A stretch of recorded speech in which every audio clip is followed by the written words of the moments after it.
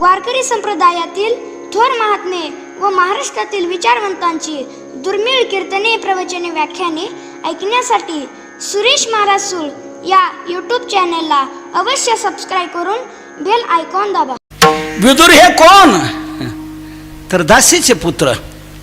प्रल्हाद हा कोण? तो दैत्य कुळात जन्माला आलेला. पण त्यांच्यावरही देवाने किती प्रेम केलं. का केलं? त्यांची भावभक्ती पाहिली आणि भगवंताने त्यांच्यावर प्रेम केलेलं आहे. ते हा विदुर कोण? हा दासीपुत्र कसा? तर दासीपुत्र कसा हा विचार आपण काल पाहिलेला आहे की दासीच्या पोटी जन्माला आले हे विदुर. सत्यवतीला आपलं कुल हे परंपरेने चालत राहावं, या कुलात पुत्रसंतती असावी, म्हणजे हे राज्य चांगल्या प्रकारे चालू शकेल. तेव्हा विचित्रवीर्य ही मरण पावल्यानंतर सत्यवतीने भीष्माला सांगितलं. भीष्माने मान्य केलं नाही. मग सत्यवतीने माझा पहिला पुत्र व्यास आहे, त्याला मी बोलवते, त्याचं मी स्मरण केलं का तो येईल. आणि तो म्हटलेला आहे, माते तुला काही अडचण पडली तर मला तू बोलव की मी येईल आणि तुझी समस्या दूर करील. भीष्माने बोलवायला सांगितलं. व्यासजी प्राप्त झाले आणि मग व्यासजींना या कुलामध्ये पुत्रसंतती व्हावी याकरता नियोगविधी शास्त्रतः धर्मतः या कुलाला कोणीतरी चालक पुढे असावा, राज्याचा वारस कोणी असावा, म्हणून शास्त्रतः व्यासांनी हे लक्षात घेऊन सत्यवतीला मातेला सांगितलं की तुझी इच्छा जर आहे तर मी यांच्यापासून पुत्र संतती निर्माण करतो सांगितलं. अंबिकेपासून धृतराष्ट्र झाला, अंबालिकेपासून पंडू झाला आणि पुन्हा मग अंबिकेला सत्यवतीने सांगितलं की तू ये आणि चांगला एक कुलपुरुष निर्माण कर. पण ती हो म्हटली आणि शेवटी तिने आपल्या ठिकाणी आपल्या दासीला पाठवलं आणि मग दासीपासून व्यासजींनी जो पुत्र निर्माण केला तोच हा विदुर, म्हणून दासीपुत्र. दासीच्या पोटी जन्माला आलेले हे विदुरजी हे खूप मोठे ज्ञानी धर्मनिष्ठ असे होते. तर हे कोण जन्माला आले असे? दासीपुत्र ते का झाले? तर त्यांचा पूर्व इतिहास महाभारतामध्ये सांगितलेला आहे. तर तो आपण पाहूया की विदुरजी हे कोण होते. तर विदुरजी हे पूर्वीचे म्हणजे पूर्व काळात म्हणजे यमधर्म, यमधर्माला विदुर होऊन दासीच्या पोटी जन्माला का यावं लागलं? तर त्याच्याकरता एक प्रसंग प्राप्त झालेला आहे. तो प्रसंग मी आपल्या पुढे ठेवतो. विदुरजी हे धर्माचे, यमधर्माचे या दासीपुत्र पोटीचे स्वरूप. त्याचं कारण असं की एकदा एका राज्यामध्ये राजभांडाऱ्यातच चोरी झाली. चोरी झाली असताना राजाने बोलावलं की राज दरबारात जर चोरी होत असेल राजभांडारची तर आपलं राज्य काय दर्जाचं आहे. तर या चोरांचा शोध लागलाच पाहिजे. 4-6 वर्ष 10 वर्ष जाता कामा नये. लगेच या चोरांचा शोध लागला पाहिजे सांगितलं. म्हणून लगेच हुकूम आल्यामुळे शिपाई कर्मचारी हे तातडीने शोधाला लागलेले आहेत. शोधाला लागले असताना या चोरांनी चोरी करून हा ऐवज सर्व जो लांबवला ते अरण्यात गेलेले होते. परंतु मागे त्याने वळून पाहिलं असताना राजसेवक येत आहेत, पोलीस येत आहेत, निश्चित आपल्याला आता ते सापडवणार, तर आपण काय करावं? म्हणून त्या चोरांनी काय केलं, मांडव्य ऋषीचा आश्रम त्यांना दिसला. तेव्हा त्या मांडव्य ऋषीच्या आश्रमात जाऊन आपली चोरी लपली जाईल असं ते एकमेकात म्हणू लागले. तर आपण इथे जाऊ, हा आश्रम आहे, साधूचा आश्रम आहे, इकडे ते काही येणार नाहीत. म्हणून ते चोर मांडव्य ऋषीच्या आश्रमात गेले. तिथे ऐवज लपून ठेवला आणि तेही लपून बसले. हे शोध घेत आले. काही शिपाई म्हणू लागले, चला तिथे दिसते झोपडी, जाऊ तिथे, ती चोरांचीच असेल. एक जण भाविक होता त्यांच्यात, तो म्हणू लागला, अरे हा नास्तिक ते नास्तिकच, अरे तो आश्रम आहे साधूचा. कशावर म्हणतो, तुला पताका दिसत नाही का तिथे लागलेली? ती पताका आहे बघ, तो साधूचा आश्रम आहे, तिकडे कशाला जायचं, चला चोर दूर जातील, आपण सापडवलं पाहिजे. तो नास्तिक काय म्हटला, अरे साधूचा आश्रम आहे तुमचं म्हणता ना, अरे मग साधूचं दर्शन करून आपण, म्हणजे आपल्याला चोर लवकर सापडतील. चला साधूचं दर्शन घेऊन जाऊया. साधूचं दर्शन म्हटल्यानंतर ते भाविक म्हणले, चला आता याला भावना झाली तर जाऊ तिकडे. म्हणून ते आले आश्रमाकडे. तर मांडव्य ऋषींनी तपश्चर्या ही मौन व्रतात करण्याची सुरू केलेली होती. उभे राहून हात वर करून मौन व्रत धारण करून ते तपश्चर्या करतायत. हे आले शिपाई तिथे, जे भाविक होते ते दर्शनाकडे गेले, वळले. आणि जो नास्तिक होता ना, तो दर्शनाकडे नाही, तो आत शिरला, आश्रमामध्ये गेला आणि तिथे शोध घेतोय. तर शोध घेता घेता त्याला ते चोर सापडले, ऐवजही सापडला. अरे तो म्हणू लागला, अरे तुम्ही म्हणत होते ना साधूचा आश्रम, अरे बघा हा साधूचा आश्रम का चोराचा आश्रम आहे. आले, ते आले, पाहता येता ऐवज सापडला, चोरही सापडले. विचारलं की आता यांचं काय, हा कसला साधू म्हणे, हा चोरांच्या टोळीचा नायक आहे, प्रमुख आहे. चला यालाही पकडान घेऊन चला. त्या चोरांनाही पकडलं आणि त्याबरोबर मांडव्य ऋषींनाही त्याने पकडलं आणि आणलं, राजापुढे हजर केलं.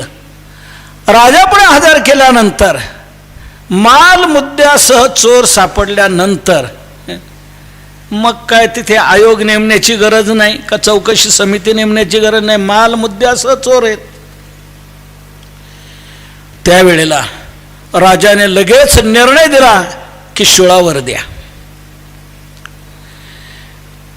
तेव्हा या चोरांना शुळावर देण्यात आलं, त्याबरोबरच मांडव्य ऋषींनाही शुळावर देण्यात आलं. शुळावर दिल्यावर इतर चोर जे होते ते मरण पावले, पण मांडव्य ऋषी हे काय मरण पावले नाही. ते तिथेच तसंच चिंतन करत तपश्चर्या करतायत. तिकडे आश्रमाच्या बाहेर झाडाखाली करत होते, इथे आता शुळावर. साधू या वृत्तीवर असतात, त्यांचं चालू आहे तप, साधना चालू आहे. बरेच दिवस झाले मांडव्य ऋषी जिवंत आहेत. त्या रक्षकांनी सांगितलं येऊन, राजेसाहेब बाकीचे चोर लगेच मरण पावले, पण एक काय तो मरण पावला नाही. कोण म्हणे, तो दाढी जटावाला होता ना, ते काय मरण पावले नाही. अरे म्हणे काय प्रकार आहे मग. तर त्यावेळेला सर्व विचारात पडले की यात काय असावं. शिरले होते त्या चोरांबरोबर मांडवी ऋषींना नेलं, शिळावर दिले. ते ऋषी तिथे पक्षाच्या रूपाने आले आणि पक्षाच्या रूपाने आल्यानंतर ते मांडवी ऋषीला म्हणतायत, ऋषीजी आम्ही आपल्याला एक विचारू इच्छितो, विचारू का? विचारा म्हणे. काय? किम पापम कृतम त्वयम, कोणतं पाप तू केलेलं आहे सांग. श्रोतुमिच्छामहे ब्रह्मन् किम पापम त्वया कृतम.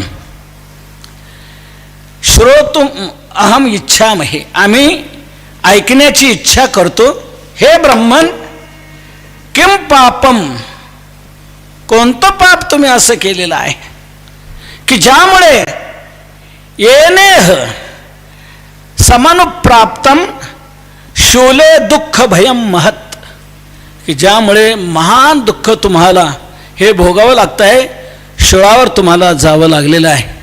येन इह समनुप्राप्तम, ज्यामुळे हे तुम्हाला शूले दुःख भय शूले महत् भयम दुःखम प्राप्तम समनुप्राप्तम असं म्हटल्यानंतर मांडव्य ऋषी त्यांना म्हणतायत, मला तर काही पाप आठवत नाही, जाणत नाही, पण ज्या अर्थी मला हा भोग प्राप्त झालेला आहे काहीतरी माझाच दोष असावा, माझा काही अपराध असावा. ठीक आहे. त्या ऋषींनी राजाला येऊन सांगितलं, राजेसाहेब तुम्ही चूक केली. म्हणे काय? ऋषीला शूळावर दिलं. राजा म्हणला, ऋषीला नाही, चोराला शूळावर दिलेलं, तो चोरांच्या टोळीचा नायक आहे असे आमचे शिपाई म्हटले. तिथे हे चोर मालमुद्द्यासह सापडले.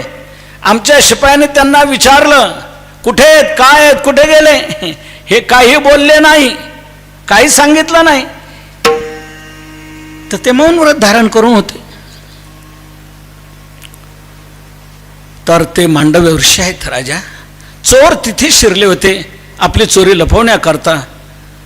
तर जाऊ दे, जा त्यांची क्षमा माग आणि शिळावरून त्यांना उतरव. राजा गेलेला आहे, नमस्कार केला, अपराधाची क्षमा करा, माझ्याकडून अपराध झालेला आहे. मांडव्य ऋषीने क्षमा केली. राजाने शिळावरून काढलं, परंतु शिळाची आणि एक ती काही निघेना. तो शिळ कापून काढला, ती आणि तशीच शिल्लक राहिली. म्हणून तिथून पुढे नाव त्यांचं आणि मांडव्य ऋषी असं झालं. ते आणि मांडव्य ऋषी मग विचार करू लागले की का मला हे फल भोगावं लागलं, का मला शिळावर जावं लागलं, कुठला माझा अपराध. तेव्हा कोणाला विचारण्यापेक्षा ज्याने हे फल आपल्याला भोगायला दिले त्या यमधर्माला जाऊन विचारू ना. म्हणून अनुमांडव्य ऋषी थेट यमधर्माकडे गेले आणि यमधर्माला म्हणतात, यमधर्मा अरे सांग मला शिळावर का दिलं गेलं. तू शास्ता आहे ना, तू कर्मफलदाता आहेस ना, मग सांग मला शिळावर का दिलं गेलं. तेव्हा यमधर्म म्हणतायत, तुम्हाला शिळावर दिलं गेलं ना, हो गेलं म्हणूनच सांगतो ना. मग तुमचा तो अपराध आहे, दोष आहे, त्यामुळे तुम्हाला शिळावर हे जावं लागलेलं आहे. म्हणे कसला अपराध माझ्याकडून घडला सांग. त्यावेळेला यमधर्म तिथे मांडव्य ऋषींना सांगतायत, तुम्हाला शिळावर जावं लागलं, यात तुमचा अपराध कोणता. पतंगिका नाम पुच्छेषु त्वयेशिका प्रवेशिता कर्मणस्तस्यते प्राप्तम फलमेतत् तपोधन. हे तपोधन एतत् फलम तस्य कर्मणः प्राप्तम. हे तपोधना ऋषीवर्या, हे भोग तुम्हाला, हे फल त्या कर्माचं प्राप्त झालेलं आहे. कोणत्या? पतंगिका नाम पुच्छेषु त्वया ईशिका प्रवेशिता. त्वया पतंगिकानां पुच्छेषु ईशिका प्रवेशिता. तुम्ही त्या पतंगाच्या पुंग्याच्या शेपटाला दर्भाची काडी खोवली. काय अडलं होतं का? पण काहीतरी उद्योग सुचतो. बसल्या बसल्या काहीतरी मनुष्य करतच राहतो, काहीतरी उद्योग करतोच, गप्प राहत नाही. मोबाईल तरी उचलणार, पण इकडून तिकडे करणार, काहीतरी घेणार. पखवाच्या जवळ जर बसला असेल तर कणिक घेणार, त्याचं कुत्र तयार करणार, कोणी काय करणार, कोण काय. काहीतरी मनुष्य. तुकोबांनी म्हटलं, हागताई खोडी चळण मोडविते काडी. तुमचं काय अडलं होतं का? तुम्ही त्या पतंगाच्या शेपटीला दर्भाची काडी खोवली, त्यामुळे तडफडत तडफडत तो पतंग राहिला. त्यामुळे त्या कर्माचं फल तुम्हाला भोगावं लागलेलं आहे. म्हणजे एवढंच मी नुसतं केलं, नुसतं ती काडी थोडीशी खोवली त्याला, तर त्याचं हो म्हणे. ज्याप्रमाणे आपण दान केलं की दानाचंही अधिक फल प्राप्त होतं, त्यात अधिक मासात जर केलं तर त्या अधिक मासात अधिकस्य अधिकम फलम, अधिकाचंही फल अधिकच असतं. थोडं केलेलं दान जसं त्याचं फल अधिक मिळतं, जसं चांगल्या कर्माचं फल अधिक मिळतं, तसं वाईटाचंही पण अधिकच मिळतं. चांगल्याचं जसं अधिक तसं वाईटाचं अधिक. स्वल्पमेव यथा दानम स्वल्पमेव यथा दत्तम दानम बहुगुणम भवेत अधर्म एवं विप्रर्षे बहुदुःख फलप्रदः. स्वल्पमेव यथा दत्तम, यथा स्वल्पम एव दत्तम दानम. ज्याप्रमाणे थोडंसं दिलेलं दान बहुगुणम भवेत, अनेक पटीने ते जसं होतं, अनेक पटीने त्याचं जसं फल प्राप्त होतं, त्याचप्रमाणे अधर्म एवं विप्रर्षे बहुदुःख फलप्रदः. तुमच्याकडून जो हा अधर्म घडला, हा अधर्म देखील अधिक फल देणारा ठरलेला आहे. म्हणून तुम्हाला ह्या शिळावर जावं लागलेलं आहे.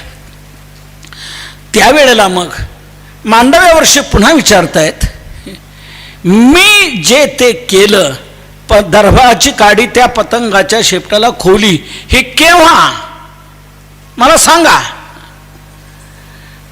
कस्मिन काले मया तत्तु कृतं ब्रूहि यथा तथम.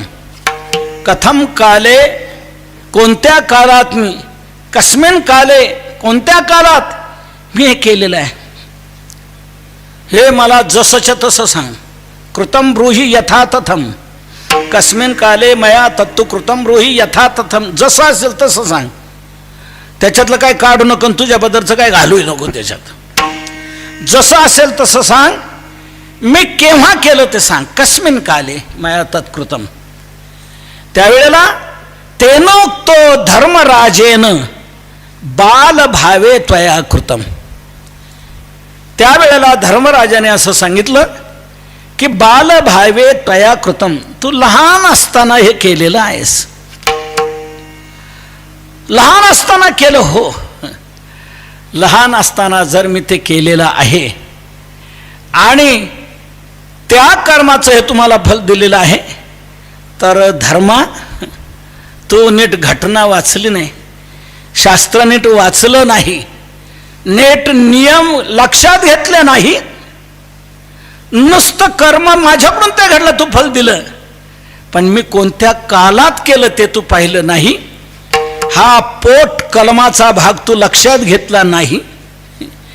मी लहान असताना जर केलेला आहे तर शास्त्र विधान असं आहे, लहान मुलगा 12 वर्ष वयाच्या आत जे जे काही कर्म करत असेल ते कर्म अधर्मात धरलं जात नाही, असा शास्त्राचा नियम आहे. विठ्ठल विठ्ठल विठ्ठल विठ्ठल विठ्ठल विठ्ठल विठ्ठल विठ्ठल. हो, बालो हि 12 वर्षात जन्मतो यत् करिष्यति न भविष्यत्य धर्मोत्र न प्रज्ञास्यन्ति वैश दिशः. बालो हि 12 वर्षात जन्मतः यत् करिष्यति. महान बालक वयाच्या 12 वर्षापर्यंत जे जे काय करतो न भविष्यत्य धर्मोत्र अत्र अधर्म हा न भविष्यती. वयाच्या 12 वर्षापर्यंत केलं जाणारं जे कर्म आहे ते अधर्मात जमा धरलं जात नाही. अधर्मात ते जमा धरलं जात नाही कारण श्रुतीचा बोध त्याला तसं नाही. न प्रज्ञास्यन्ति वै दिशः, त्याला तशी दिशा सांगितली जात नाही. म्हणून वयाच्या 12 वर्षापर्यंत जे केलं जाईल ते अधर्मात जमा धरलं ना जात नाही. आणि तू माझं अधर्मात जमा धरलं आणि या प्रकारचं मला फोगायला दिलं. अल्पेपि अपराधे महान दंड त्वया कृतः, अल्पे अपराधेपि महान मम दंडस्त्वया कृतः. अल्पे अपराधे त्वया महान दंड हा मम कृतः. मोठा दंड तुम्ही मला केलेला आहे. अल्पे अपराधे, छोट्याशा अल्प अपराधावर तुम्ही हा मला महान दंड दिलेला आहे. तर गरीयान ब्राह्मण वधा, ब्राह्मण वधा गरीयान सर्वभूत वधोपिच, सर्व इतर जीवांचा वध करण्यात जो दोष आहे त्याच्यापेक्षा अधिक महान दोष ब्राह्मणाचा वध करण्यात आहे. गरीयान ब्राह्मण वधा, ब्राह्मणाचा वध दोष आहे. सर्वात मोठा दोष हा आहे ब्राह्मणाचा वध. म्हणून पंचमहापातक जी सांगितलेली आहेत त्या 5 महापातकात पहिलं महापाप जर कोणतं असेल तर ब्रह्महत्या. ब्रह्महत्या आहे पहिलं महापाप. म्हणून तू जे माझं असं दंडाचं स्वरूप केलेलं हा दोष तुझ्याकडून घडलेला आहे. तर मी आता तुला शाप देतो की जा तू शूद्र योनीला प्राप्त होशील. विठ्ठल विठ्ठल विठ्ठल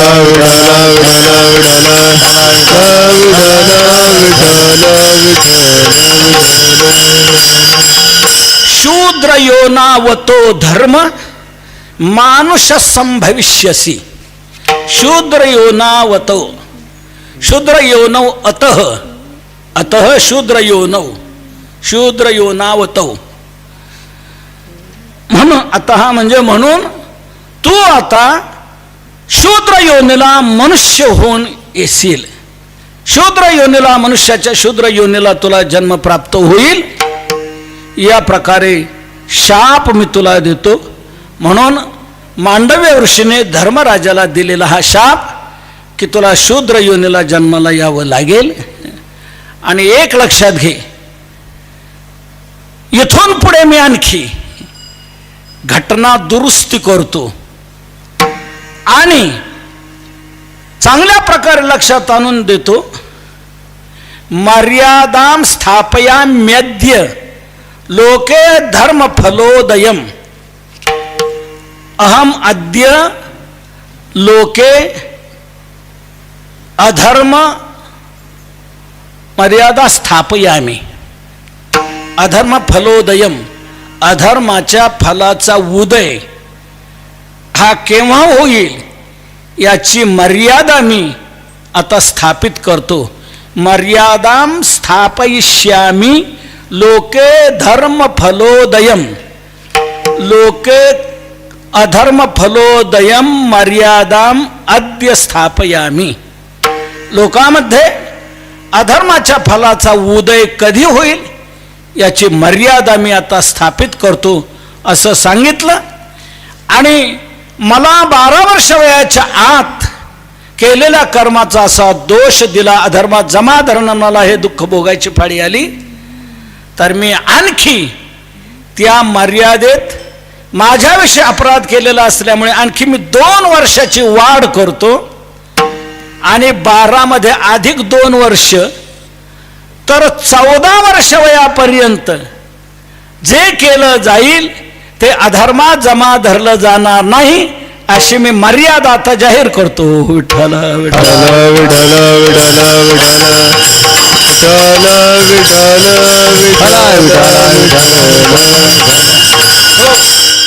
आ चतुर्दशकात वर्षात न भविष्यति पातकम. आज चतुर्दशकात वर्षात 12 वर्ष वयाची मर्यादा होती, पण मी आता 2 वर्ष अधिक वाढ देतो.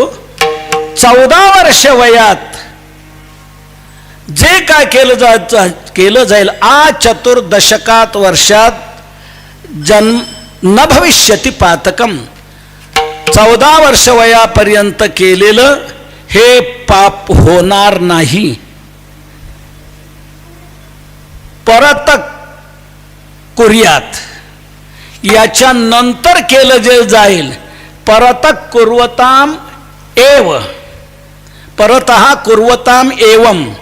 परतः म्हणजे 14 वर्षाच्या पुढे जे काही कर्म केलं जाईल दोष एव भविष्यती. विठ्ठल विठ्ठल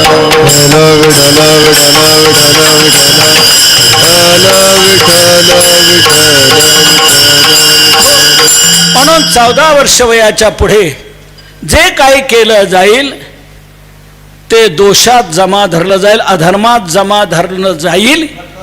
या प्रकारे घटना दुरुस्ती केली, मांडव्य ऋषींनी सांगितलं. आणि त्यामुळे जो मांडव्य ऋषीने यमधर्मराजाला शाप दिला तोच शाप भोगण्याकरता या प्रकारची ही स्थान प्राप्त होऊन दासीच्या पोटी जन्माला यावं लागलं. तेच हे विदुर होत. विठ्ठल विठ्ठल विठ्ठल विठ्ठल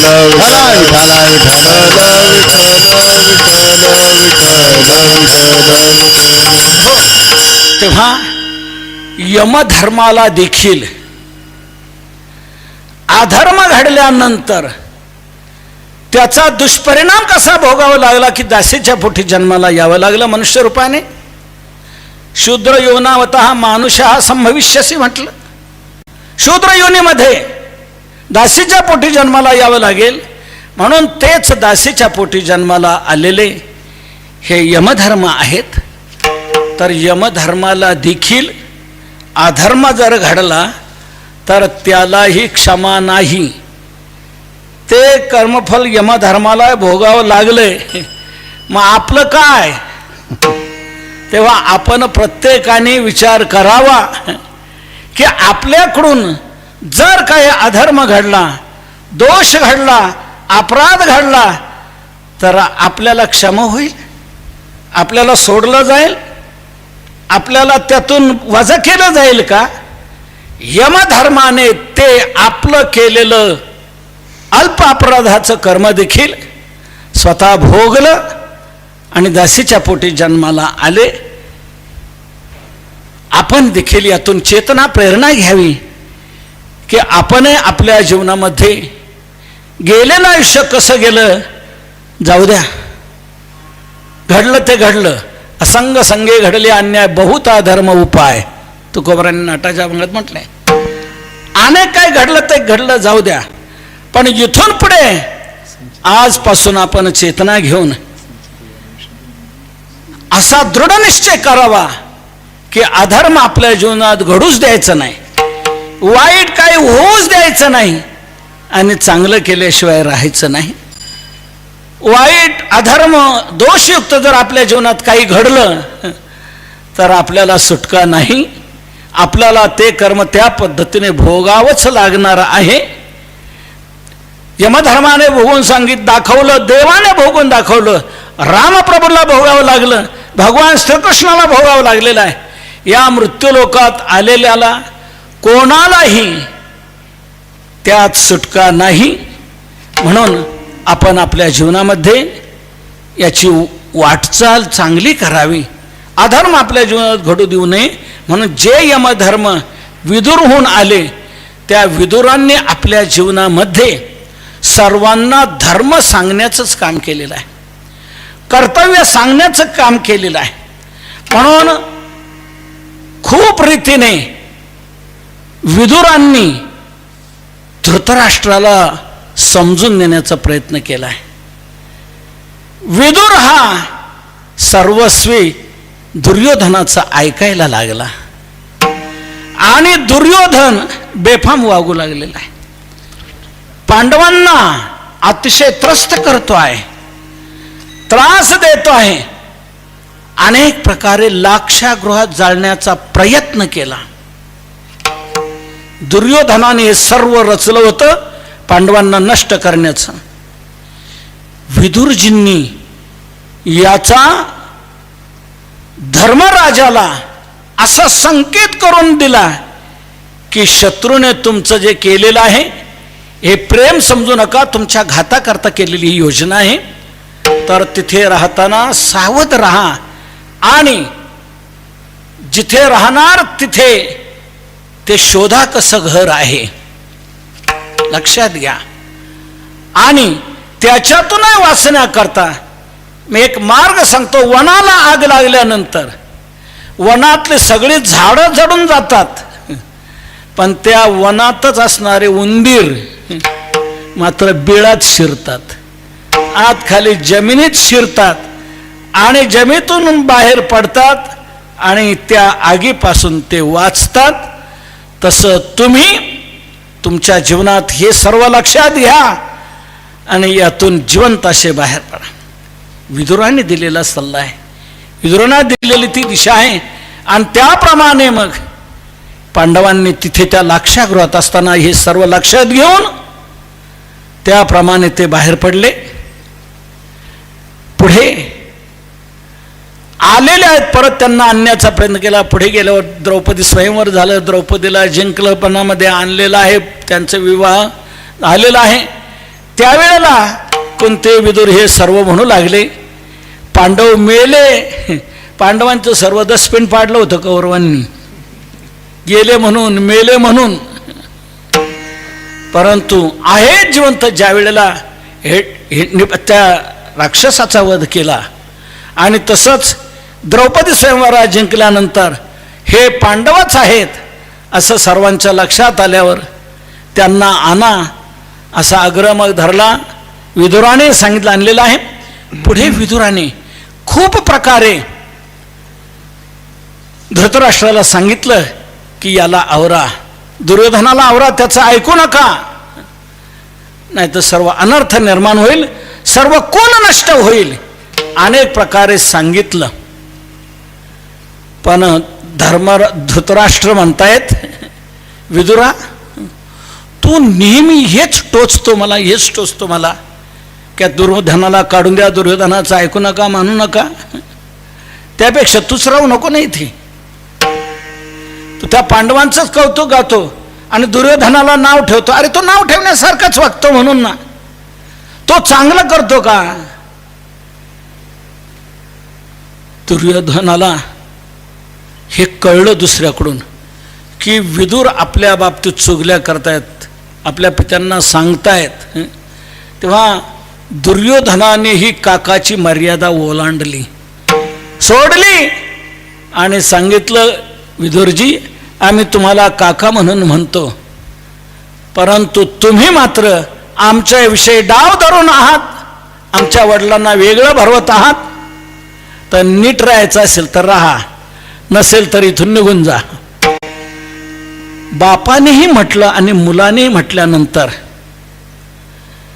विदुरांनी विचार केला की आपण आता इथे राहणं, ह्या दुष्टाचं अन्न खाणं चांगलं नाही, आपली दृष्टी दूषित होईल. म्हणून या विदुरांनी हा विचार सोडून दिलेला आहे. त्यावेळेला धृतराष्ट्राने काय अडचण पडल्यावर पुन्हा विदुराला बोलून घेतलं, काय करावं. तर धृतराष्ट्राला नीतीचा उपदेश केलेला आहे विदुरांनी.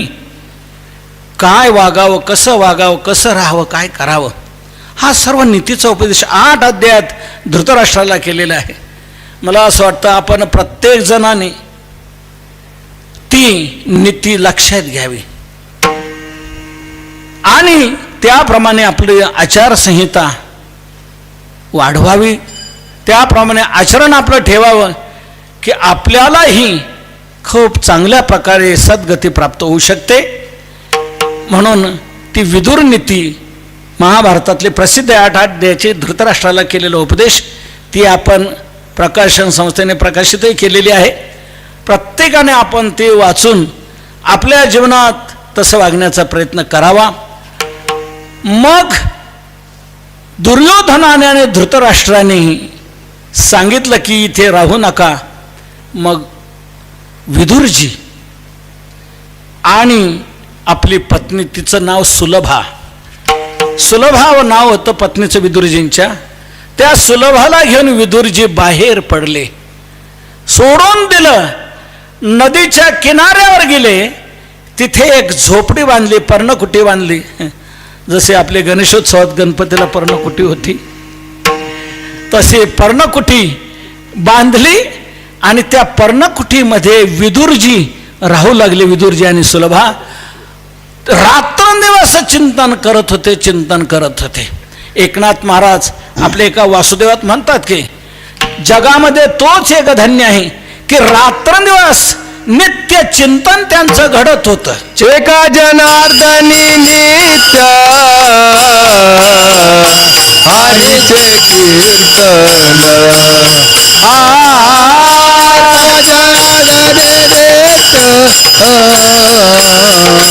हरीचे कीर्तन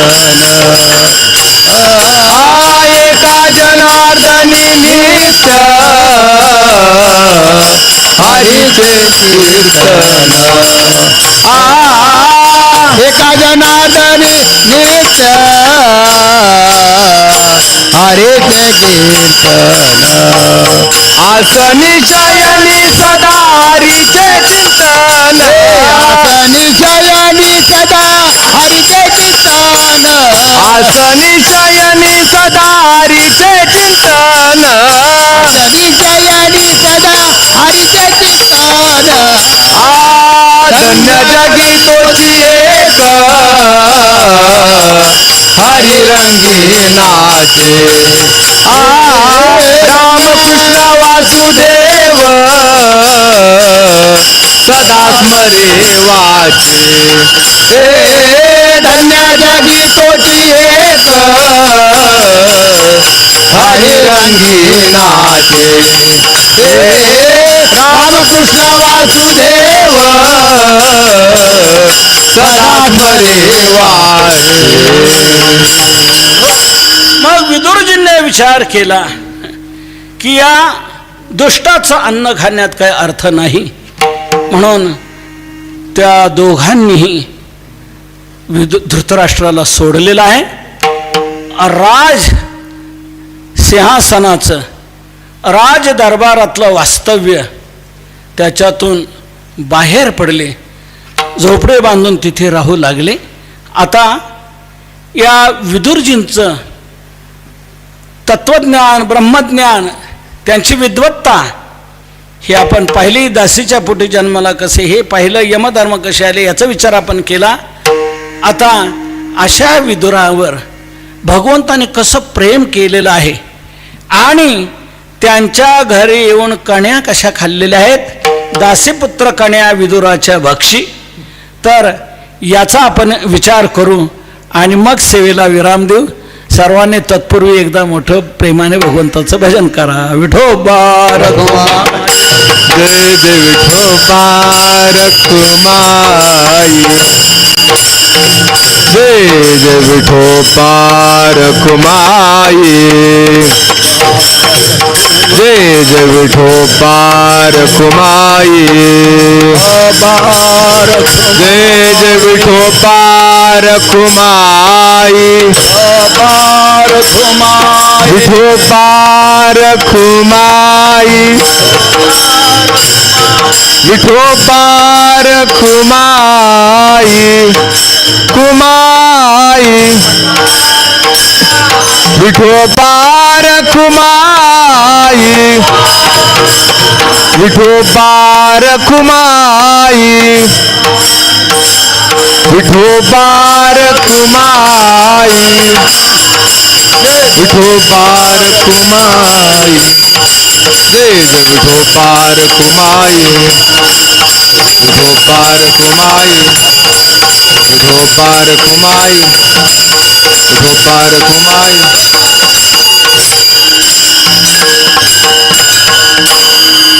उंच नीच काही नेने भगवंत इथे भाव भक्ती देखो निरा तिथे भाव भक्ती देखोनिया तिथे भाव भक्ती देखोनिया उंच नीच काही नेने भगवंत तिथे भाव भक्ती देखोनिया तिथे भाव भक्ती देखोनिया तिथे भाव भक्ती देखोनिया तिथे भाव भक्ती देखोनिया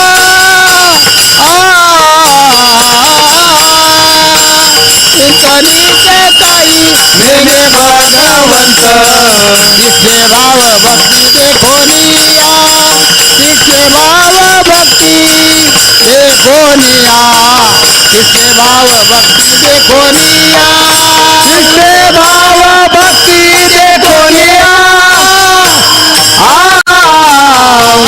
नीच काही नेने भगवंत तिथे भाव भक्ती देखोनिया उंच भाव भक्ती देखोनिया तिथे भाव भक्ती देखोनिया देखोनिया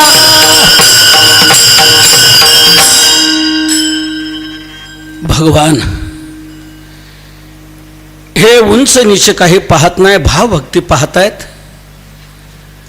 विदुरजी दासीच्या पोटी जन्माला आलेले दासीपुत्र, पण दासीपुत्र विदुरांच्या इथे भगवान आले आणि त्यांच्या कण्याखाल्ल्या तुकोबारा सांगतात. तर या प्रसंगाचं आपण आता चिंतन करूया. विदुरजीने राज दरबाराचा त्याग केला, गंगा किनारी झोपडी बांधून तिथे राहू लागले. पत्नी सुलभा हिने देखील साथ दिली. पत्नी साथ देणारी असावी लागते, नाहीतर उच्च बंगल्यातच पाहिजे, अमुकच फ्लॅट पाहिजे की असंच आहे पाहिजे तसंच पाहिजे नाही. आपल्याला हे अन्न उचित नाही, अन्न उचित नाही. वा धर्मपत्नी, पण तुम्ही तसंच राहायचे. आता तुमच्यात मनात आलं, खूप मला आनंद झालेला आहे. आपण राहू कपडे, अलंकार, पूजा अर्चा, सकाळी गंगेचं स्नान करायचं. गंगेच्या काठावरच केलेलं होते ती झोपडी. गंगेचं स्नान आहे, भगवंताची पूजा अर्चा करायची आणि बस भगवंताच्या चिंतनात राहायचं. रात्रंदिवस नामचिंतन सतत, 8ही पहर, 12 मास निरंतर. दिनरजनी हाच धंदा गोविंदाचे पवाडे. या प्रकारे विदुरजींचं आणि सुलभाचं चाललेलं आहे. नामचिंतन करतायत. भूक लागली का मग निघायचं, बाहेर पडायचं वनात. कुठं फळं असेल तर फळं खायचे, नाही तर कंद खायचे. नाहीतर तुकोबारांनी म्हटल्याप्रमाणे पाहोनिया झाडे वरबडोनी पाला, खाऊनी टला आळवावे. पाला कंदमुळं खाऊन राहायचे. सतत भगवंताचं चिंतन स्मरण चाललेलं आहे. 12 वर्ष झाले, एक तप पूर्ण झालेलं आहे. 12 वर्ष झाल्यानंतर विदुरजी म्हणतायत, आपण भगवंताची पूजा अर्चा करतो. या झोपडीत आपण येऊन राहिलेलो आहोत. भगवंताचं स्मरण चालू आहे आपलं, पण तो प्रत्यक्ष भगवान आपल्या झोपडीत कधी येईल, आपल्याला कधी दर्शन देईल, आपल्या इथे कधी तो जेवण करेल. सुलभा म्हणते, प्राणनाथ, आपण त्याची भक्ती करत आहोत, चिंतन करत आहोत. आपल्याला जसं त्याचं स्मरण होत आहे तसं त्यालाही स्मरण होत असेल. भक्ताला जशी अंतःकरणामध्ये तळमळ लागते ना, भक्ताला लागलेली तळमळ भगवान जाणतो आणि तसंच त्याला देखील भक्ताचं सारखं चिंतन सुरू होतं. तुका म्हणे येथे तिसे तेथे तैसे आसे ना, येथे तैसे असेल तेथे तैसे असेल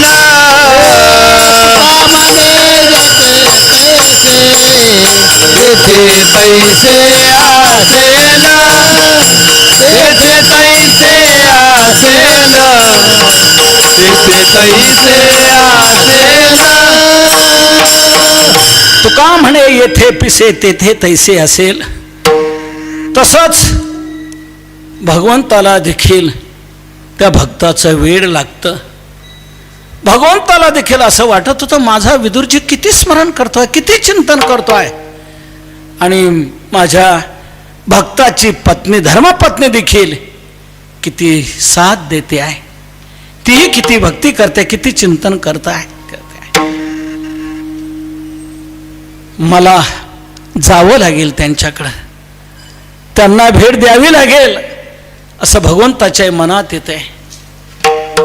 12 वर्ष असे पूर्ण झालेले आहेत. आता इकडे राज दरबारामध्ये काय घडायचे सगळे प्रकार घडलेले आहेत. द्यूत झालेला आहे. द्यूतामध्ये पांडवांना वनवास अज्ञातवास या प्रकारे भोगावा लागलेला आहे. आणि मग मागणी केली असतानाही धृतराष्ट्र दुर्योधन काही अर्ध राज्य देत नाहीत. ठरल्याप्रमाणे पुष्कळ सल्लामसल सामदाम दंड शेवटी या नीतीकडे जावंच लागेल. विराट नगरीत अज्ञातवासात राहिले. म्हणजे हल्लीचं वाई जे क्षेत्र आहे त्याला विराट नगरी म्हणतात पूर्वी. तिथे पांडव अज्ञातवासात होते. आणि त्यानंतर अज्ञातवास संपल्यावर सर्व पांडवांचे चाहते सर्व एकत्र आले. द्वारकेवर भगवान श्रीकृष्ण आलेले आहेत. आता काय निर्णय घ्यायचा. निर्णयाला बसले असताना सांगितलं की सर्व सल्ला मसलती झालेली आहेत, चर्चा झालेली आहे, पण ते काय तयार नाहीत. काय करायचं. भगवान श्रीकृष्ण म्हटले एकदा मी जाऊन येतो. म्हणून भगवंताने शिष्टाई करण्याकरता जायचा निर्णय घेतला. खूप मोठा विषय, आपल्याला 10 मिनिटात तो संपवायचा आहे भाग. शिष्टाई करता जायचा निर्णय घेतला. परंतु पुन्हा भगवंताने या 6 जणांचा एकांतात सल्ला घेतला. प्रत्येकाचा धर्मा तुझं मनोगत काय कर. भीमा तुझं काय धर्मा. अर्जुना नकुल सहदेवा. शेवटी द्रौपदीला विचारलं द्रौपदी तुझं मत काय, काय म्हणणं आहे. तेव्हा द्रौपदीने केश हातात धरून सांगितलं यदि जात हो तो जाना इनको भी देख जाना. जाताय तुम्ही शिष्टायला तर हे केस माझे पहा. हे तेव्हापासून दरबारात मला खेचत आणलं तेव्हापासून मी वेणी घातलेली नाहीये. केव्हाचे केस मोकळे आहेत. तेव्हा याच्याकडे लक्ष द्या आणि मग तुम्ही शिष्टायला जा. तेव्हा सर्वांना सांगितलं का हरकत नाही. तुम्हाला दिलेला त्रास, दिलेले कष्ट, सर्व दिलेला उपद्रव हा माझ्या लक्षात आहे. त्याप्रमाणेच मी निर्णय घेईल करेल. तेव्हा मी शिष्टाई करण्याकरता पांडवांचा दूत म्हणून येत आहे असं धृतराष्ट्राला कळवलं. कळवल्यानंतर भगवान निघालेले आहेत. कळवलेलं आहे त्यावेळेला धृतराष्ट्राची, दुर्योधनाची, सगळ्यांची गडबड सुरू झाली. त्यांची एक मीटिंग झाली. काय करायचं. कृष्ण शिष्टाई करता, द्वारकेचा राजा शिष्टाई करण्याकरता येतो आहे आपल्याकडे. त्याची तशी सोय करायला पाहिजे. परदेशाचे पंतप्रधान येत आहेत म्हटल्यानंतर आपल्या पंतप्रधानांना, मोदीजींना त्याप्रमाणे त्यांना कुठं निवासाची सोय करायची, कसं काय करायचं हे प्लॅन नियोजन करावं लागतं. तसं धृतराष्ट्राने नियोजन केलं. सर्व तयारी जागोजागी मध्येही सोय केलेली आहे.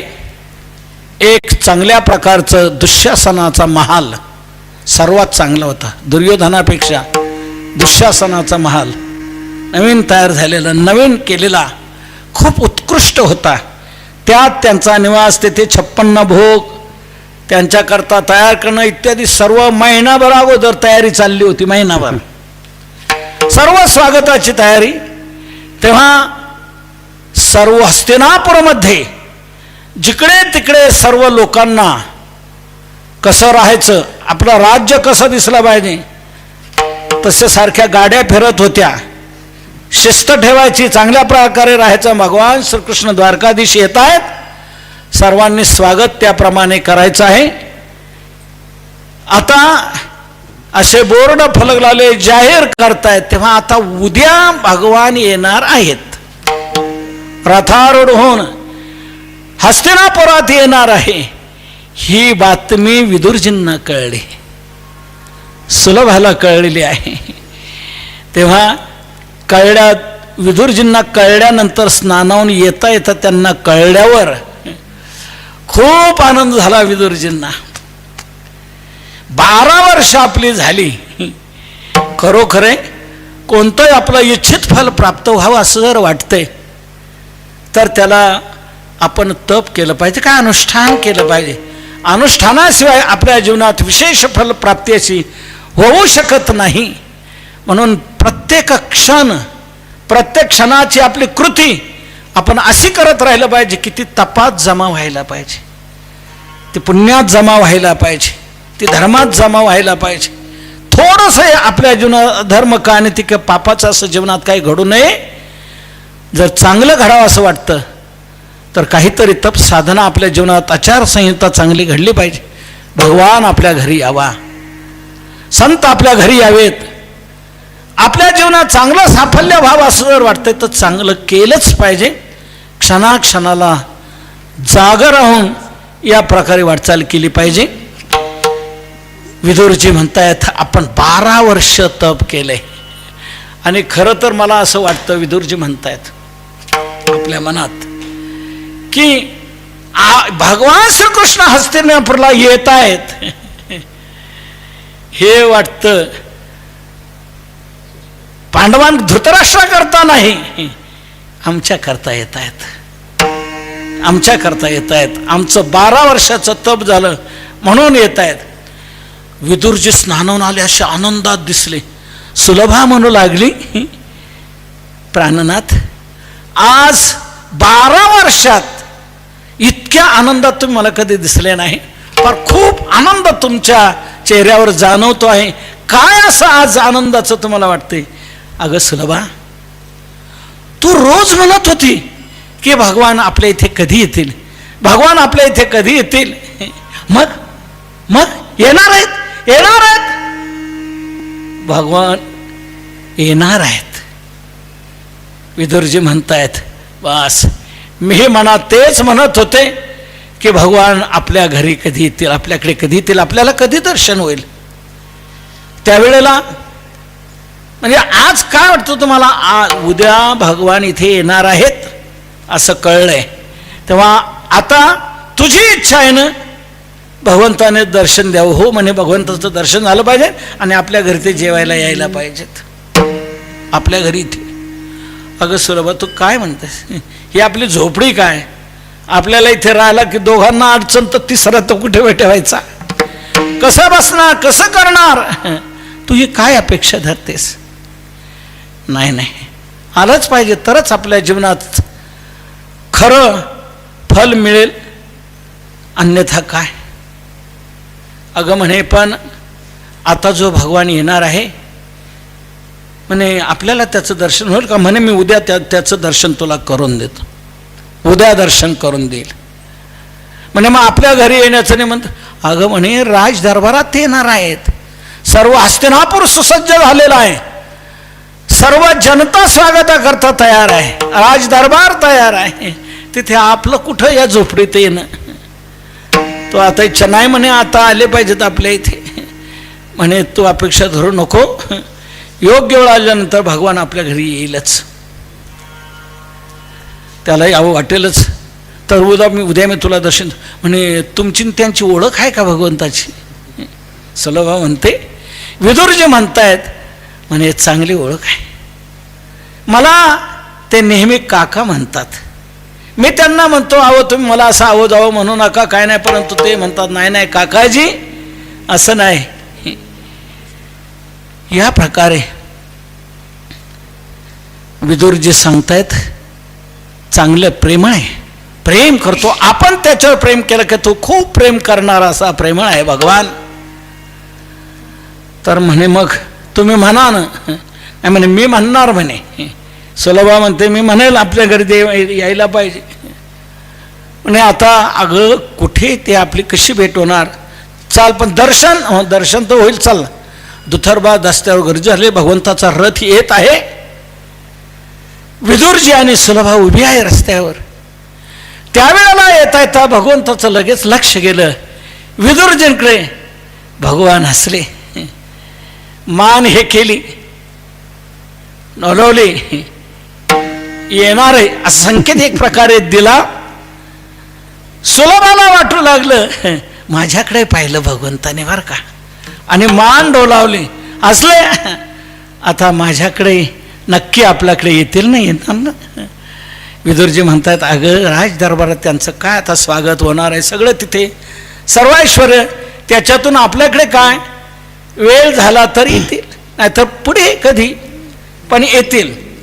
आज येतील, उद्या येतील, परवा येतील, या महिन्यात येतील, पुढच्या महिन्यात येतील. भक्ताने अपेक्षा धरून संकल्प धरून राहावं, इच्छा धरून राहावं, आर्तता ठेवून राहावं. भगवान येतील, नक्की येतील. फक्त आपली आर्तता पाहिजे, तेव्हा आपली आर्तता ठेव, येतील.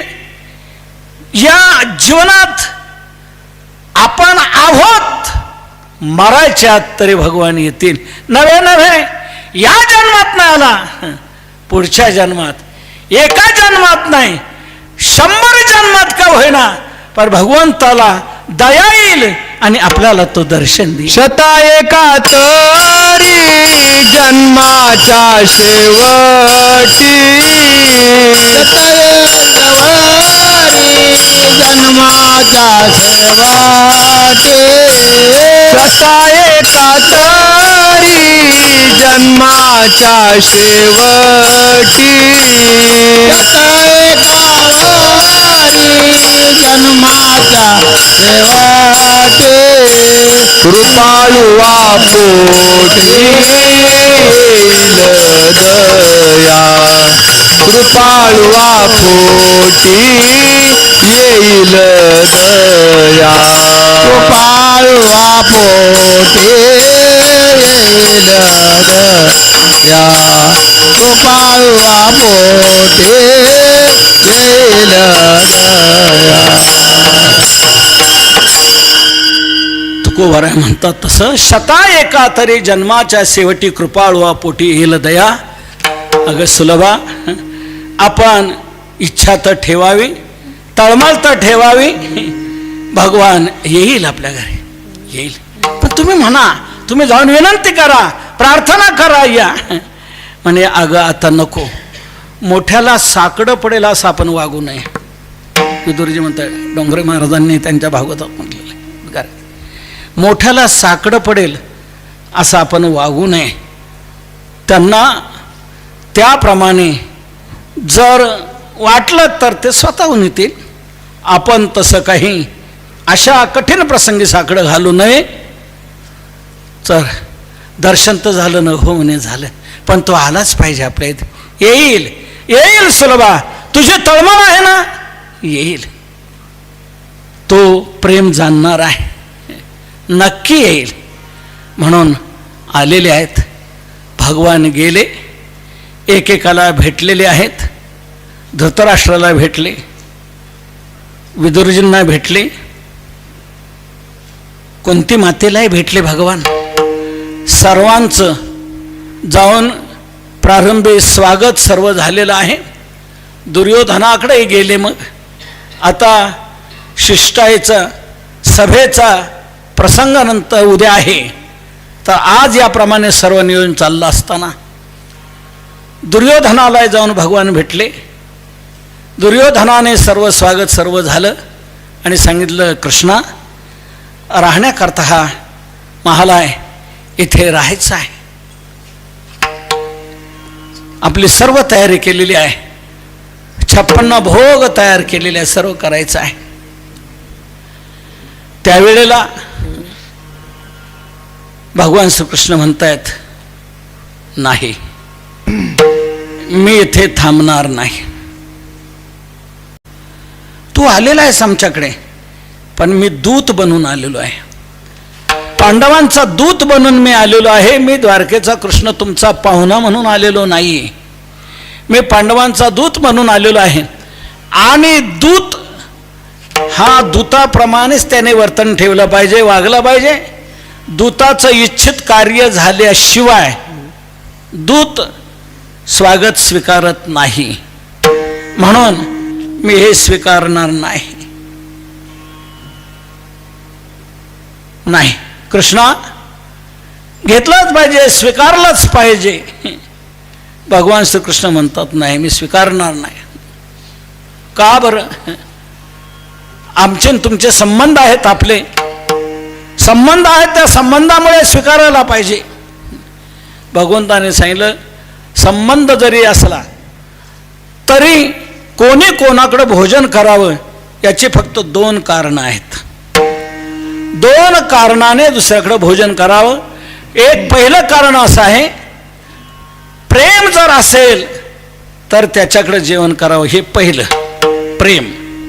प्रेम असेल तर दुसऱ्याकडे जेवावं, आणि नसेल प्रेम तर दुसऱ्याकडे कधी जेवावं? आपण आपत्तीत सापडलो असेल तर, आपल्याला आता जगण्याकरता काही आधार नाही, त्यावेळेला मग दुसऱ्याकडे जेवावं.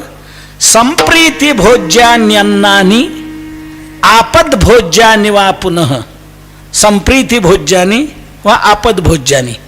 प्रेम असेल तर जेवण करावं, किंवा आपण आपत्तीत सापडलेलो असेल तर जेवण करावं. ही 2च कारणे दुसऱ्याकडे जेवण्याची.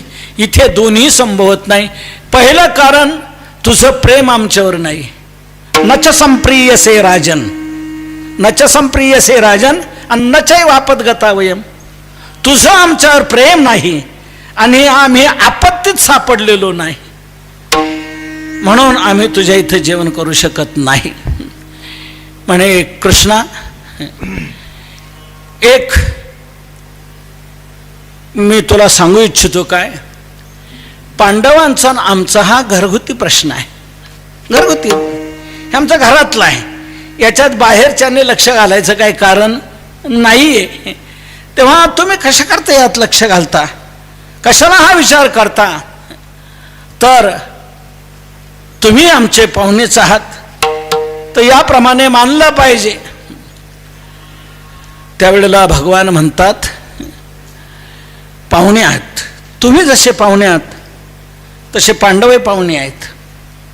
पण तुम्हा दोघांमध्ये मी विचार करून पाहिलेला आहे की तुम्ही सर्व कौरव धृतराष्ट्रपुत्र पांडवांवर चुकीचं वागत आहात. पांडवांबरोबर पांडवांचा तुम्ही द्वेष करत आहात, पांडवांचा तिरस्कार करत आहात. पांडवांनी काय केलंय? तुमचा अपराध काय केलेला आहे? तुमचा हा दोष आहे.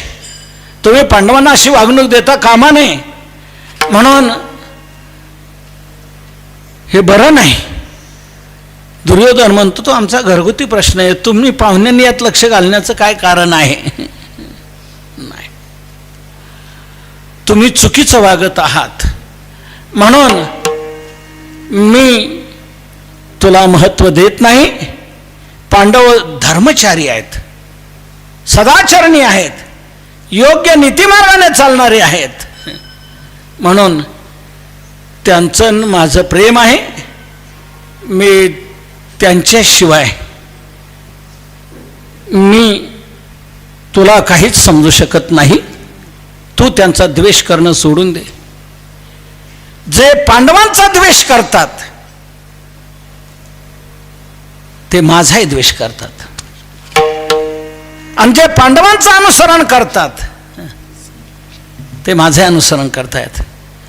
तेव्हा यस्तान द्वेष्टी समाम द्वेष्टी यस्तामनु समामनु ऐक्यात्मम माम गतम विद्धि पांडवैर धर्मचारीभी धर्मचारीभी पांडवही ऐकात्म्यम गतम विद्धि. धर्मचारी पांडव जे आहेत, धर्मानुगामी पांडव जे आहेत त्यांच्यात आणि माझ्यात ऐकात्म्य आहे, एकात्मता आहे.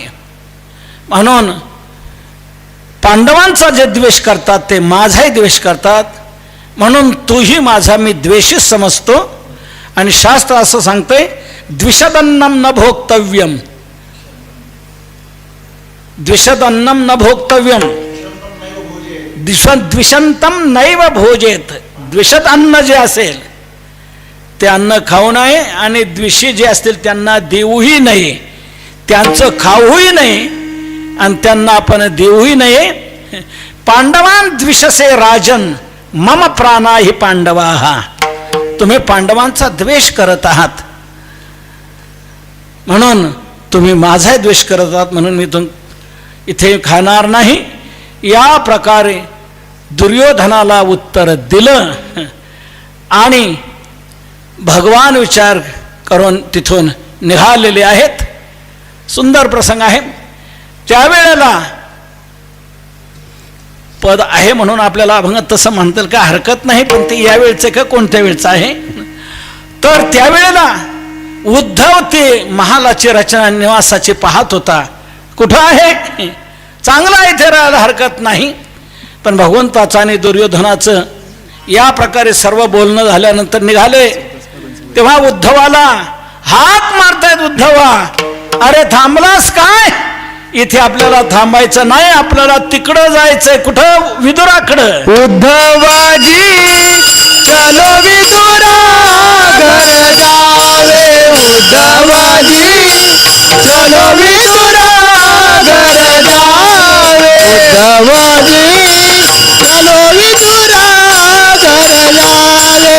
उद्धवाजी चलो विदुरा घर जावे. उद्धवाजी चलो विदुरा घर जावे. उद्धवाजी चलो विदुरा घर जावे. उद्धवाजी चलो विदुरा घर जावे. उद्धवाजी चलो विदुरा घर जावे. बड़े बड़े मंदिर कौन काम के. बड़े बड़े मंदिर कौन काज के. बड़े बड़े मंदिर कौन काम के. बड़े बड़े मंदिर कौन काज के. भाव प्रेम नहीं पावे. भाव प्रेम नहीं पावे. उद्धवजी चलो विदुरा घर जावे. उद्धवजी चलो विदुरा घर जावे. भाव आदर नहीं आवे. भाव आदर नहीं आवे. उद्धवजी चलो विदुरा घर जावे. उद्धवजी चलो विदुरा घर जावे. त्यावेळेला उद्धव तिकडे रमलेला भगवान उद्धवाला हाक मारतात. उद्धव, रे थांबलास काय? चाल, इथे आपल्याला थांबायचं नाही. त्यावेळेला दुर्योधन नाही म्हटलं. दुर्योधनाला भगवंताने नाही म्हटल्यानंतर द्रोणाचार्य पुढे आलेले आहेत महाभारतात. द्रोणाचार्य पुढे आल्यानंतर द्रोणाचार्य म्हणतायत तुम्ही या प्रसंगी शिष्टायला इथे आलेला आहात. तर हा एक शिष्टाचार आहे. त्या पद्धतीने तुम्ही इथे करायला पाहिजे. भोजन करा. सांगितलं मी करणार नाही. ठीक आहे, दुर्योधनाकडे नका करू, माझ्याकडे चला. द्रोणाचार्याने विनंती केली, माझ्याकडे चला. नाही म्हणे, मी कुठे जाणार. मग तुम्ही कुठे जाणार? म्हणे, आहे माझा एक भक्त यमुनेच्या तीरावर झोपडे बांधून आहे, तिथे मी जाणार आहे, तिथे मी जेवण करणार आहे. म्हणून तिथून निघाले. धोला बरोबर घेतलेला आहे. सगळ्यांचा निरोप घेऊन सगळ्यांना डावलत भगवान बाहेर पडले. इकडे विदुरजी आणि सुलभाजी घरात आल्यानंतर, सकाळचं दर्शन झाल्यानंतर दिवसभर इतकी त्यांची चर्चा, भगवान कुठे गेले असतील, कोणाकडे बसले असतील, काय झालं असेल. का हो, तो दुष्ट, तो दुर्योधन लय विचित्र आहे. तो अवमान करेल, भगवंताचा अनादर करेल, काय करेल, कसं काय होईल, हेच यांचं चिंतन चाललंय. जाऊ द्या, सर्वांना सोडून द्या आणि भगवंताने आपल्याकडे यावं. अगं, अपेक्षा काय करते, अशा वेळेला येण्याची तू अपेक्षा धरू नको. जर असेल, त्याला वाटलं तर येईल, पण आपण आता अशा वेळेला अडचण नको. पण या सर्वांचा त्याग करून, सर्वांना सोडून भगवान निघालेत आणि यमुनेच्या किनाऱ्यावर विदुरजींची जी भक्ताची झोपडी, त्या झोपडीजवळ दोघांचं चाललेलं आहे चिंतन, भजनात दंग आहेत. भगवान बाहेर उभे आहेत. विदुराने फोन केला नाही, सुलभाने केला नाही. अशा वेळेला संकटात टाकायचं नाही, विदुरजींनी सांगितलेलं होतं. पण तेव्हा सुलभाचं म्हणणं होतं भगवान आपल्याकडे येतीलच, येतील म्हणे, मला संकेत होत आहेत, वाटतंय. त्यावेळेला भगवान तिथे दाराच्या बाहेर आले. यांचं चाललेलं आहे भजन, तास 2 तास भगवान बाहेर उभे आहेत. यांचं संपल्यावर आपण जाऊ तसेच उभे आहे. पण भगवान त्या आनंदात बेहोश आहेत. माझे भक्त किती माझ्या भजनात दंग आहेत. भगवान विदुराने बोलावलं नव्हतं, परंतु भगवान सर्वाला डावलून तिथे आले. विदुराचे घरी न पुसता जाय, विदुराचे घरी न पुसता जाय, विदुराचे घरी न पुसता जाय, विदुराचे घरी न पुसता जाय. भक्ती प्रिय होय स्वामी माझा, भक्ती प्रिय होय स्वामी माझा, भक्ती प्रिय होय स्वामी माझा, भक्ती प्रिय होय स्वामी माझा. नामदेवरायांचा गोडा अभंग आहे. नामदेवराय म्हणतात, माझा स्वामी, माझा परमात्मा किती भक्तिप्रिय आहे, त्याला ही भक्ती किती प्रिय आहे. म्हणून भक्तिप्रिय असणारा माझा परमात्मा, माझा स्वामी विदुराच्या घरी न पुसता जाय. विदुराच्या घरी न विचारताही गेलेला आहे. दरवाजावर बाहेर थांबलेला आहे. या विदुराचं आणि सुलभाचं चाललेलं आहे भजन, दंग आहेत. शेवटी भगवंताने विचार केला की काय नाही, आता कडी वाजवावी, दरवाजा ठोठावा, त्यावेळेला आपल्याला आत प्रवेश मिळेल. म्हणून कडी वाजवली. विदुरजी, काका मी आलेलो आहे. हा आवाज ऐकल्यानंतर विदुरजी तडफडून उठलेले आहेत. सुलभा, अगं भगवान आले, भगवान आले, भगवान आले आपल्याकडे, तुझी इच्छा पूर्ण झाली, तुझी इच्छा पूर्ण झाली. उठलेले आहेत. दरवाजा उघडला तर भगवान साष्टांग प्रणाम केलेला आहे, पूजा अर्चा केलेली आहे. त्यावेळेला भगवंत आल्यानंतर हे इतके बेहोश झाले की काही सुचेनाच काय करावं. विदुरांची गडबड झाली. एकाएकी असे आले, कडी वाजवली, आपल्याला त्यांनी स्वतः आले.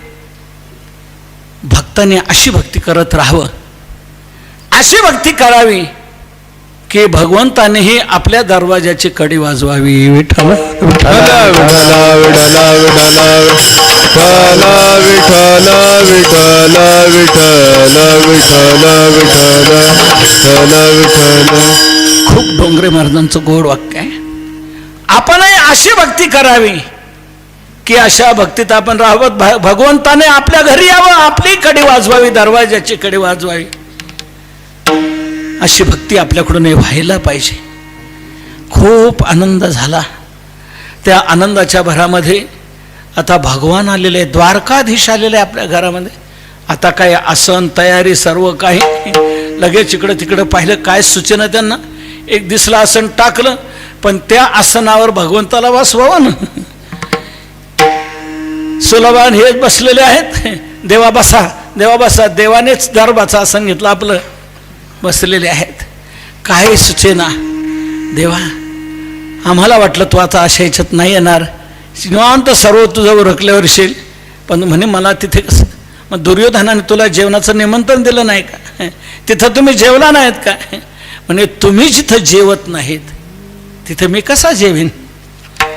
तुम्ही जर त्यांचं अन्न सोडून दिलं, तुम्ही इथे येऊन झोपडे करून राहिले, तर अशा द्वेषी लोकांचं, दुष्टांचं अन्न मी तरी कसा खाईल? तेव्हा मला आता भूक लागलेली आहे, काहीतरी खायला द्या. म्हणे आता देवा काय द्यायचं, काय करायचं? काय केलं असेल ना तुम्ही तुमच्याकरता? नाही, पण तुझ्याकरता काय करायला पाहिजे ना. नाही म्हणे काय केलेलं आहे, काहीतरी आहे की चुलीवर दिसते काहीतरी. भगवान स्वतः उठले आणि त्या कण्या तिथे होत्या. त्या पातेल्यातल्या कण्या भगवंताने ते उचलून घेतलं आणि खायला सुरुवात केली. खूप नाथ महाराजांची गोड एक गवळण आहे. त्या गवळणीतून नाथ महाराज म्हणतायत, त्या विदुराच्या घरातल्या कण्या भगवंताने घेतल्या आणि खूप मिटक्या मारून खातायत. विदुरा घरचा भक्षुनी कन्या, विदुरा घरचा भक्षुनी कन्या, विदुरा घरचा भक्षुनी कन्या,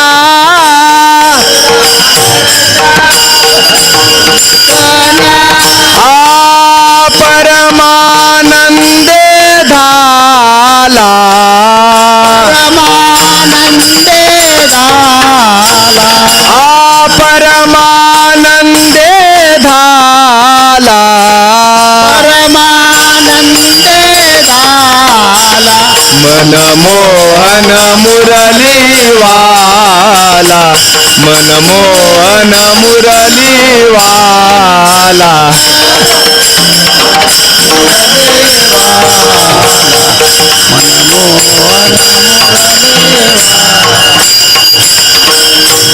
विदुरा घराच्या भक्षुनी कन्या, कन्या नाही कण्या, आणि त्याही दरदरीत पाण्या माझी रांधलेल्या कण्या. कण्याच्या 3 जाती आहेत, 3 प्रकार आहेत. श्री कन्या, जय कन्या आणि जय जय कन्या, असे कण्याचे 3 प्रकार आहेत. श्री कन्या कशाला म्हणतात? पात्रावर वाढल्यानंतर जिथे वाढल्या तिथेच थांबणाऱ्या ह्या श्री कन्या, जागीच थांबणाऱ्या. जय कन्या कोणत्या? पात्रावर वाढल्यानंतर पात्रभर पसरणाऱ्या, त्या जय कन्या. आणि जय जय कन्या कशाला म्हणतात? पात्रावर वाढल्यानंतर वाढणाराच्याही पुढे पळणाऱ्या. इतक्या पातळ दरदरीत पाण्या माझी. वैकुंठवासी परमपूज्य गुरुवर्य शांताराम गुरुजी म्हणायचे, आचा कोचा खाऊन सवरून त्याच्यात बुडी मारली तर कुठे किती वेळ सापडते, एखादी मिळेल की नाही कोणास ठाऊक. अशा प्रकारच्या कण्या भगवंताने मोठ्या आवडीने खाल्लेल्या आहेत. परमानंद झाला. आणि किती खाल्ले? त्याला काय खायला मिळालं नव्हतं का? काय उपास पडिले होते कन्या भोवते विदुराच्या, कन्या भोवते विदुराच्या, कन्या भोवते विदुराच्या.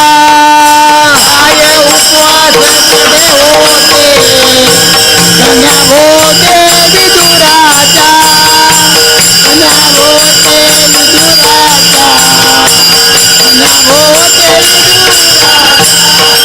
एवढा त्यांचा छंद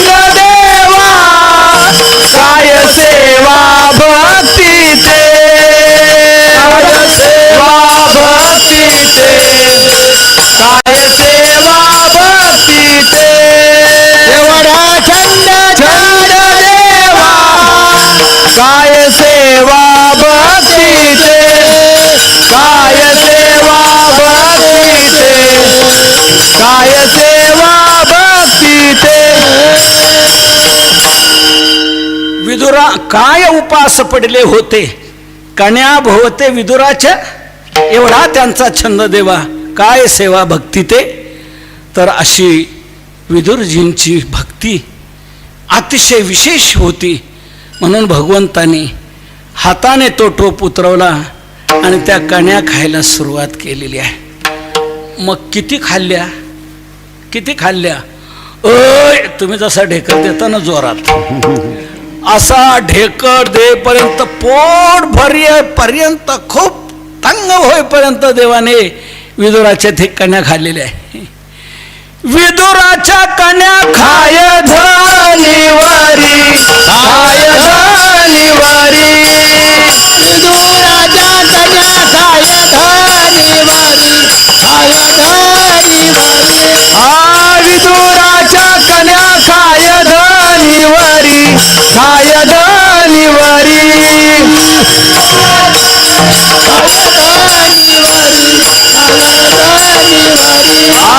झाला बळीचे द्वारी, झाला बळीचे द्वारी, द्वारपाळ. झाला बळीचे द्वारी, झाला बळीचे द्वारी, द्वारपाळ. नामदेवरायांचा जमंग नामदेवराय म्हणतात, विदुराच्या कण्या खाय धनीवरी. विदुराच्या कण्या पोट भरेपर्यंत, तृप्ती होईपर्यंत भगवंताने खाल्लेल्या आहेत. असा भगवान भक्ताची भक्ती पाहून संतुष्ट होतो आणि भक्ताकडे जे मिळेल त्यात भगवंताला समाधान वाटत असतं. वस्तूमध्ये, पदार्थामध्ये खरी तृप्ती नाही, खरी तृप्ती प्रेमामध्ये आहे. वस्तू, पदार्थ हा तृप्ती देत नाही, प्रेम हे खरं तृप्ती देणारं आहे. म्हणून त्याप्रमाणे विदुरांच्या इथे भगवंताने ह्या कण्या खाल्लेल्या आहेत. कंदमुळं खाऊन राहणारे, कण्या खाऊन राहणारे, पण अनंत कोटी ब्रह्मांड नायक परमात्मा, द्वारकाधीश परमात्मा, पण तिथे येऊन विदुराच्या कण्या खातोय. दासीपुत्र असणारे विदुर, पण भगवंताने भक्ती पाहिली. भगवान जात पात बाकीचं काही उंच नीच काहीच पाहत नाही, पाहतो ते फक्त प्रेम. तिष्ठे भाव भक्ती देखुनिया. म्हणून भगवंताने दासीपुत्र कण्या विदुराच्या भक्षी, विदुराच्या घरी या कण्या भक्षण केलेल्या आहेत. आणि भगवान परमानंदे झाला, परमानंदाने तृप्त झालेले आहेत. असं भक्ताच्याच घरचं प्रेमाचं भोजन देवाला तृप्त करणारे आहे. इतर कशाने त्याची तृप्ती होत नाही. भक्ती, भाव भक्ती याचे ओगरीन ताटी, इतर तेनेच होईल याची क्षुधेची संतुष्टी. त्याच्याशिवाय याची क्षुधा ही संतुष्टी होत नाही. आता तृप्ती लागी दिसे एक शेवटी, निळोबरांची गोड गवळण आहे. तर याप्रमाणे तृप्ती करता एकच भावभक्ती, भावभक्तीनेच तो तृप्त होणारा आहे. म्हणून तुकोबाराय पहिला दाखला विदुराचा देत आहेत. आणि विदुराचा उंच निशपणा काही पाहिला नाही, ती भावभक्ती पाहिली. भगवान त्यांच्या घरी होऊन गेले आणि त्यांच्या कण्या खाल्लेल्या आहेत. असा भगवान भक्तावर प्रेम करतो, ती भक्ती पाहून प्रेम करतो. तसंच दैत्याच्या कुळात जन्माला आलेला प्रल्हाद, परंतु त्या प्रल्हादावरही भगवंताने किती प्रेम केलेलं आहे. तुकोबाराय हे दुसऱ्या चरणाच्या उत्तरार्धात सांगतात. दैत्या घरी रक्षी प्रल्हादासी, दैत्या घरी रक्षी प्रल्हादासी, दैत्या घरी रक्षी प्रल्हादासी, दैत्या घरी रक्षी. ज्ञानेश्वर माऊली जय जय ज्ञानेश्वर माऊली ज्ञानराज माऊली तुकाराम ज्ञानेश्वर जय जय ज्ञानेश्वर माऊली ज्ञानराज माऊली तुकाराम ज्ञानेश्वर माऊली ज्ञानराज माऊली तुकाराम ज्ञानेश्वर माऊली ज्ञानराज माऊली तुकाराम ज्ञानेश्वर माऊली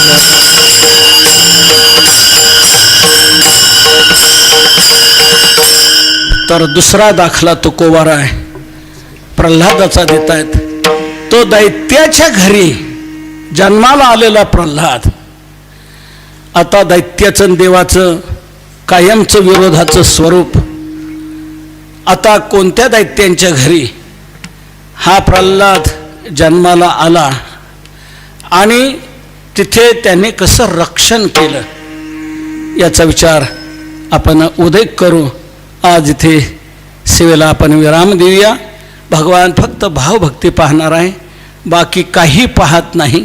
म्हणून आपण कोणी असो, कुठे जन्माला आलेला असो, कोणत्याही कुळात असो, कोणत्या जातीचा असो, कोणत्याही स्वभावाचे असो, स्वरूपाचे असो, परिस्थितीचे असो, कुठलीही परिस्थिती कुठलंही काही देवाला काही नाही देवा लागू येत. देवाला बाकी कशाचीच अपेक्षा नसते. देवाला अपेक्षा आहे भावभक्तीची. म्हणून आपण आपल्या जीवनात कशावरही अवलंबून राहून आपल्याला कुठली भक्ती करता येणार, आपल्याला कशी भक्ती जमणार असं समजू नये. आपण जिथे ज्या परिस्थितीत जसं असेल तिथे त्या परिस्थितीत तसंही देवाचे भक्त होऊ शकतो. भगवान आपल्याही घरी येऊ शकतो. फक्त आपल्या घरी तो येईल अशी आपण भक्ती करावी. भक्तीची आपली उंची वाढवावी की निश्चित ती भक्तीची उंची त्याला हलवते, त्याला तळमळ करायला लावते. तो त्या तळमळीत भक्ताच्या तळमळीप्रमाणे तो अधिक तळमळीचा होऊन भक्ताकडे धाव घेतो. असे सर्व भक्तांचे दाखले याच्यातून तुकोबारांनी दिलेले आहेत. आज आपण पहिल्या भक्ताचा विचार केला, उद्या दुसऱ्या भक्ताचा विचार करूया. दुसरा भक्त आहे प्रल्हाद. त्याचं चिंतन, दैत्याच्या घरी तो कसा जन्माला आला ते सर्व प्रसंग आपण उदयिक पाहूया. आपण आपल्या जीवनात एकच दररोज या सेवेतून सार लक्षात घ्यायचं की आपल्याही जीवनात भक्ती अशी व्हायला पाहिजे. इतर काही आपल्या जीवनात नसलं तरी त्याने काही बिघडत नाही, पण भक्ती जर आपल्या जीवनात नसेल तर ते जिणं लाजीरवाणं आहे. भक्ती आपल्या जीवनात घडायला पाहिजे. म्हणून तशी भक्ती आपल्या जीवनात येवो, स्थिर राहो, त्याची उंची वाढो आणि एक दिवस आपल्या जीवनात उजाडो. भगवंताने आपल्या घरी यावं, आपल्याला दर्शन द्यावं, आपल्याला तो आनंद द्यावा. संत करोत, भगवान करोत, आपल्या सर्वांकडून अशी भक्ती होऊन भगवान आपल्याला सर्वांना दर्शन देणारा हो, हीच भावना व्यक्त करून सेवेला विराम देतो. तुकाराम तुकाराम तुकाराम तुकाराम.